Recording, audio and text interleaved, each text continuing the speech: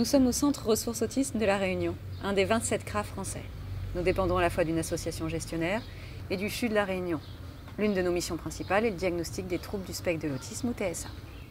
Les TSA constituent un trouble neurodéveloppemental, c'est-à-dire qu'ils débutent pendant la grossesse ou la petite enfance, et ils concernent la personne pendant toute sa vie.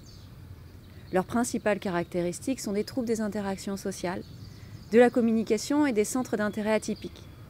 D'autres pathologies, appelées comorbidités, peuvent fréquemment être associées comme par exemple la déficience intellectuelle ou l'épilepsie. Schématiquement, il existe deux sous-types de TSA. Ceux sans troubles du développement intellectuel, qui permettent aux personnes d'être autonomes. Par contre, les personnes avec TSA et troubles du développement intellectuel sont dépendantes et souvent accompagnées en établissement spécialisé. Les TSA touchent environ une personne sur 100 dans le monde, soit environ 600 000 Français. 8 700 d'entre eux vivent à La Réunion.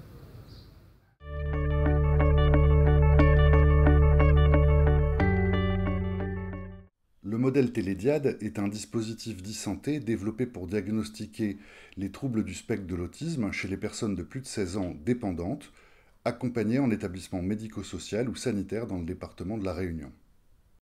L'établissement du diagnostic de TSA est complexe. L'entretien classique avec des patients dans un bureau de psychiatre n'amène qu'une observation superficielle. Les personnes dépendantes, parfois sans langage, n'ont pas les capacités de soutenir un entretien leur demandant d'expliquer ce qu'ils vivent ni d'expliquer leurs symptômes. Les accompagnants qui se déplacent avec le patient ne sont pas forcément des membres de la famille directe, alors que celle-ci est une source précieuse d'informations pour le diagnostic. Les accompagnants disposent rarement des documents médicaux pertinents.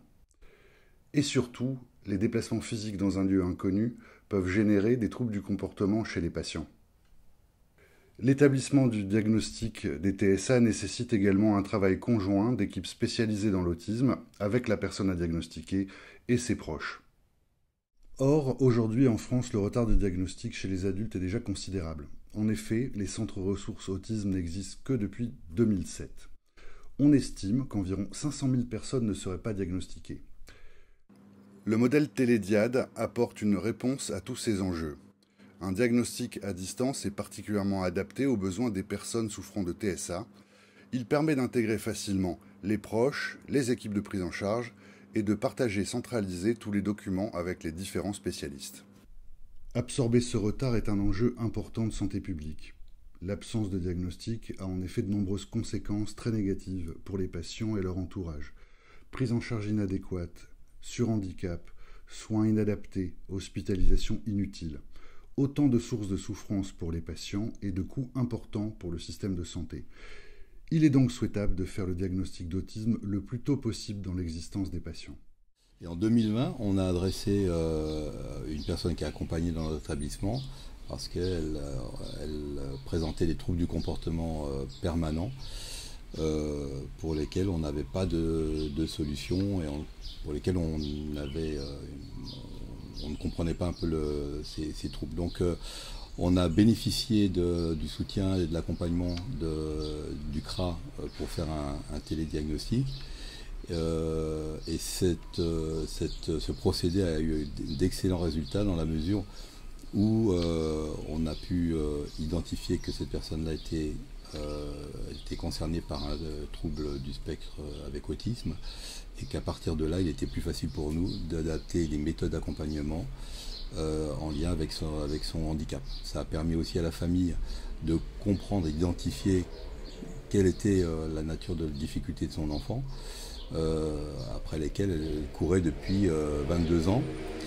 Et ça a permis aussi de stabiliser cette personne-là qui aujourd'hui vit au milieu de l'ensemble des résidents comme les autres.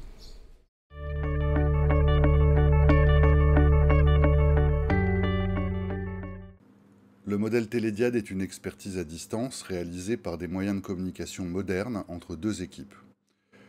Le Télédiade est pluridisciplinaire, l'équipe est composée d'une infirmière, d'une éducatrice spécialisée, d'une psychomotricienne, d'une psychologue, d'une secrétaire et est coordonnée par un médecin psychiatre.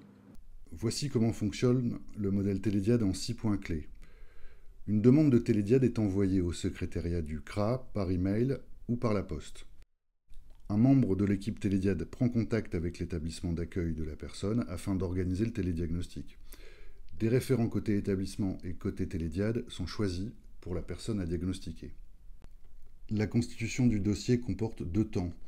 Les référents de la personne dans l'établissement réalisent des enregistrements vidéo de la personne de 5 minutes, réalisés à 5 moments clés de la journée. À noter qu'ils ont un guide format papier et numérique pour les aider dans la réalisation des films. L'autre partie du dossier est constituée des comptes rendus médicaux qui nous sont transmis en format numérique, couvrant l'ensemble de la vie de la personne, la connaissance de la petite enfance étant très importante pour poser le diagnostic.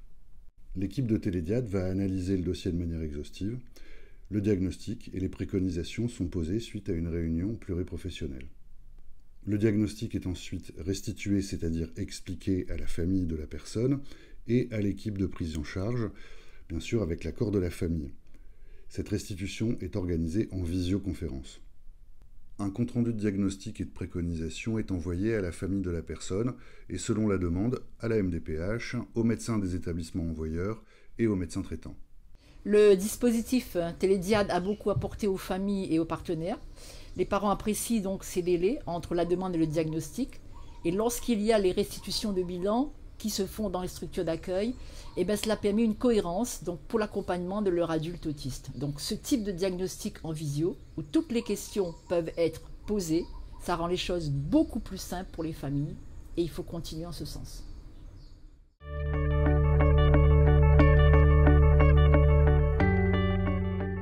Cette expérimentation nous a permis en fait sur 16 mois de réaliser 34 diagnostics complets avec préconisation. Donc il faut savoir que ça permet d'éviter pour les usagers 2730 km de déplacement, 97,5 journées d'accompagnement économisées pour les structures en termes d'organisation, 883 documents vidéo et textes analysés pour pouvoir évaluer les dossiers et faire les synthèses et en conclusion un temps d'attente entre 2 à 6 mois d'attente pour avoir une évaluation diagnostique.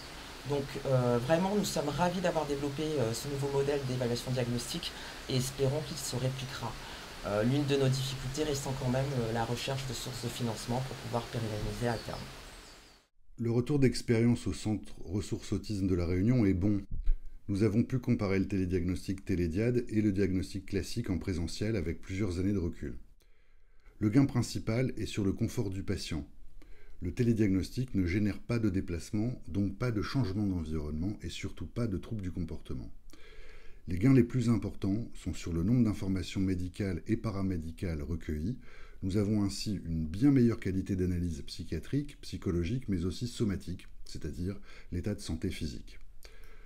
Mais aussi, nous gagnons en clarté de diagnostic, en capacité de restitution et de préconisation. À noter aussi que notre modèle a fonctionné pendant la crise Covid et le confinement. Quant à l'évaluation qualitative du dispositif après sa mise en place, notre étude qui portait davantage sur la satisfaction et puis sur les bénéfices qui ont pu être tirés, était une étude anonyme réalisée sur la base d'un questionnaire qui nous a permis de confirmer l'efficacité de ce dispositif sur les objectifs initialement fixés, à savoir que les équipes étaient satisfaites de la qualité des diagnostics, la rapidité et le fait de ne pas avoir à déplacer des personnes souvent très dépendantes et fragiles, favoriser à la fois la qualité de l'évaluation sans pour autant perdre en restitution et en qualité un tout petit peu d'échange de ce diagnostic. Ce dispositif est pour l'instant unique en son genre et il n'existe qu'en France, ici, à La Réunion. Nous l'a fait. Le modèle est transposable et peut être utilisé dans d'autres centres.